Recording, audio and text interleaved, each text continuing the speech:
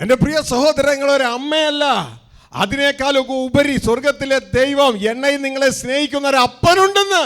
നിന്റെ പ്രശ്നം എന്താ? ഭൂമിയിൽ അമ്മയ്ക്ക് നിന്റെ എല്ലാ പ്രശ്നവും പരിഹരിക്കാൻ പറ്റില്ല. പക്ഷെ ഈ സ്വർഗത്തിലെ അപ്പനുണ്ടല്ലോ, നിന്റെ എല്ലാ പ്രശ്നങ്ങളും പരിഹരിക്കാൻ കഴിയും. എല്ലാ പ്രശ്നങ്ങളും. ഈവൻ നിന്നെ ആളുകൾ തല്ലിക്കൊന്ന് കുഴിച്ചു മൂടിയാല് ഈ ലോകത്തിലെ ആർക്കൊന്നും ചെയ്യാൻ പറ്റില്ല.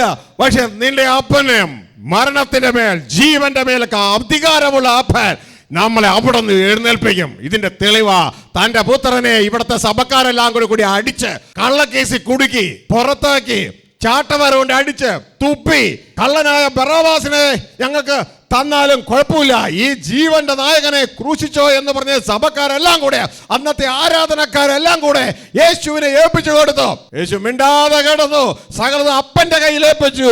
അപ്പനോ പാതാള പാശങ്ങളെ മരണപാശങ്ങളെ അഴിച്ച് യേശുവിനെ എഴുന്നേൽപ്പിച്ചു. ശക്തിയോടെ ഞാൻ ദൈവത്തിന്റെ പുത്രൻ നിർണയിക്കപ്പെട്ടു. ദൈവത്തിന്റെ മക്കളുടെ പ്രത്യേകത, ദൈവത്തിന്റെ മക്കൾക്ക് മരണമില്ല കേട്ടാ.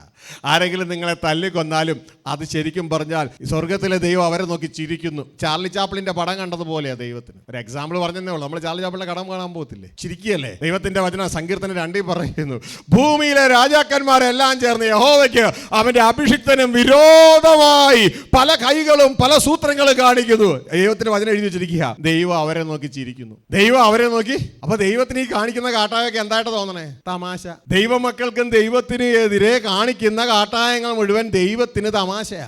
എന്റെ മക്കളെ, ദൈവത്തിനെയും ദൈവത്തിന്റെ മക്കളെയും ഒന്നും ചെയ്യാൻ പറ്റില്ല. പൗലോസ് താനൊരു ടെററിസ്റ്റ് ആയിരുന്നു, ക്രിസ്ത്യാനികളെ കൊന്നുമുടിക്കുന്നായിരുന്നു ഹോബി. ഒരിക്കല് ഈ യാത്രക്കിടയിൽ ഇതാ ക്രിസ്തുവുമായിട്ടൊരു മുഖാമുഖമായിട്ടൊരു സംഭവം ഉണ്ടായി. കുതിരപ്പുറത്ത് നാളടിച്ച് താഴെ പോയി. നീ എനിക്കെതിരെ പ്രവർത്തിക്കുന്നത് എന്താണെന്ന് ക്രിസ്തു ചോദിച്ചപ്പോ, കർത്താവേ നീ ഇതാരാ? ഉടനെ പറഞ്ഞത്, മുള്ളിനെതിരെ ഉതയ്ക്കുന്നത്. നീ ചെയ്യുന്നത് എന്താ ചെയ്യണം? നിനക്ക് തന്നെ മുറിവാക്കത്തുള്ളൂ. മുള്ളിനെ ചവിട്ടിയാൽ എന്നെ സംഭവിക്കും? നമ്മുടെ കൈയും കാലും തന്നെ മുറിയത്തുള്ളൂ അല്ലേ? നിങ്ങൾക്ക് അറിയണമെന്നുണ്ടെങ്കിൽ നിങ്ങൾ റോസ നട്ടതിന്റെ ഇടയിൽ കൂടെ നിങ്ങൾ മറ്റു ചെടികളൊന്ന് പരിചരിക്കാൻ പോകും, അറിയാതെ നിങ്ങളുടെ കൈയും കാലും പോറും. അപ്പൊ അതിനെ മുള്ളിനെ ചവിട്ടിയാലുള്ള സ്ഥിതി എന്തായിരിക്കും? ദൈവപ്രവൃത്തികൾക്ക് നേരെ ചവിട്ടരുത്, നിന്റെ കൈയും കാലും തന്നെ മുറിയുക. അപ്പൊ എന്റെ പ്രിയ കുഞ്ഞുങ്ങൾ, തിരിച്ചറിയുക, അക്കരെ നാട്ടിലെ ഒരു അപ്പനുണ്ട് നമ്മളെ സ്നേഹിക്കുന്ന.